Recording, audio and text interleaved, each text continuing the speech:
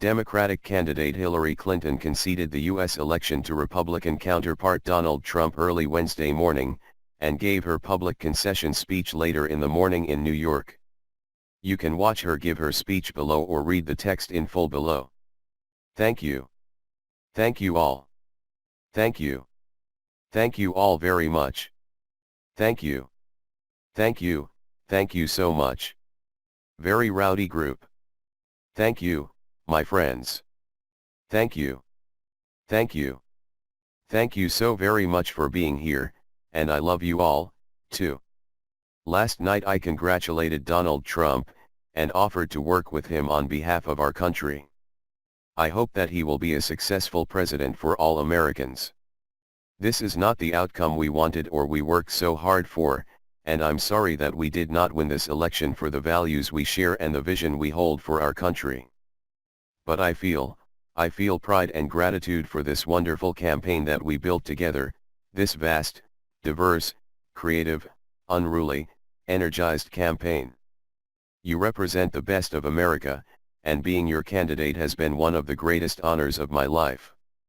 I know how disappointed you feel because I feel it, too. And so do tens of millions of Americans who invested their hopes and dreams in this effort.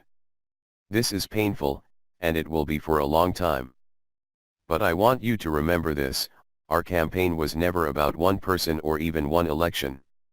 It was about the country we love, and about building an America that's hopeful, inclusive, and big-hearted. We have seen that our nation is more deeply divided than we thought, but I still believe in America and I always will.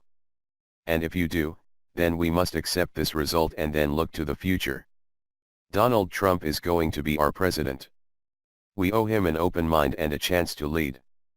Our constitutional democracy enshrines the peaceful transfer of power, and we don't just respect that, we cherish it. It also enshrines other things, the rule of law, the principle that we are all equal in rights and dignity, freedom of worship and expression.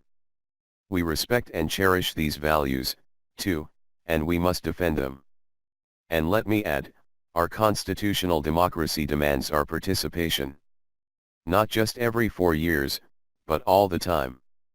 So let's do all we can to keep advancing the causes and values we all hold dear. Making our economy work for everyone, not just those at the top, protecting our country and protecting our planet, and breaking down all the barriers that hold any American back from achieving their dreams. We've spent a year and a half bringing together millions of people from every corner of our country to say with one voice that we believe that the American dream is big enough for everyone. For people of all races and religions, for men and women, for immigrants, for LGBT people and people with disabilities, for everyone. So now our responsibility as citizens is to keep doing our part to build that better, stronger, fairer America we seek. And I know you will. I am so grateful to stand with all of you. I want to thank Tim Kaine and Ann Holton for being our partners on this journey. It has been a joy getting to know them better, and it gives me great hope and comfort to know that Tim will remain on the front lines of our democracy, representing Virginia in the Senate. To Barack and Michelle Obama, our country owes you an enormous debt of gratitude. We thank you for your graceful, determined leadership that has meant so much to so many Americans and people across the world. And to Bill and Chelsea, Mark, Charlotte, Aidan, our brothers, and our entire family, my love for you means more than I can ever express. You crisscrossed this country on our behalf and lifted me up when I needed it most. Even 4-month-old Aidan, who traveled with his mom.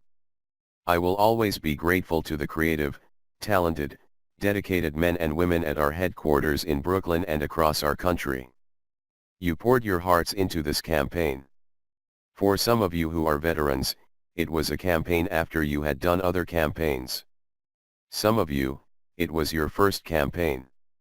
I want each of you to know that you were the best campaign anyone could have ever expected or wanted. And to the millions of volunteers, community leaders, activists, and union organizers who knocked on doors, talked to neighbors, posted on Facebook, even in secret, private Facebook sites, I want everyone coming out from behind that and make sure your voices are heard going forward. To everyone who sent in contributions as small as $5 and kept us going, thank you from all of us. And to the young people in particular, I hope you will hear this. I have, as Tim said, spent my entire adult life fighting for what I believe in.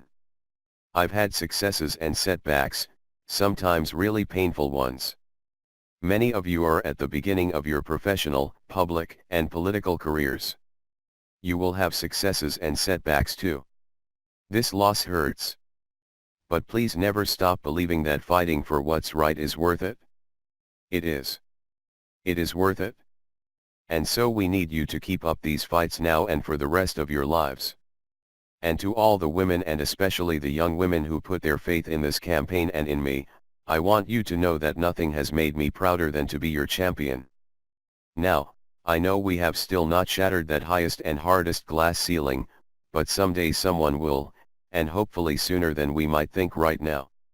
And to all the little girls who are watching this, never doubt that you are valuable and powerful and deserving of every chance and opportunity in the world to pursue and achieve your own dreams. Finally, I am so grateful for our country and for all it has given to me. I count my blessings every single day that I am an American. And I still believe, as deeply as I ever have, that if we stand together and work together, with respect for our differences, strength in our convictions, and love for this nation, our best days are still ahead of us. Because I believe we are stronger together and we will go forward together. And you should never, ever regret fighting for that. Scripture tells us, let us not grow weary in doing good, for in due season we shall reap if we do not lose heart. So, my friends, let us have faith in each other. Let us not grow weary, let us not lose heart. For there are more seasons to come and there is more work to do. I am incredibly honored and grateful to have had this chance to represent all of you in this consequential election.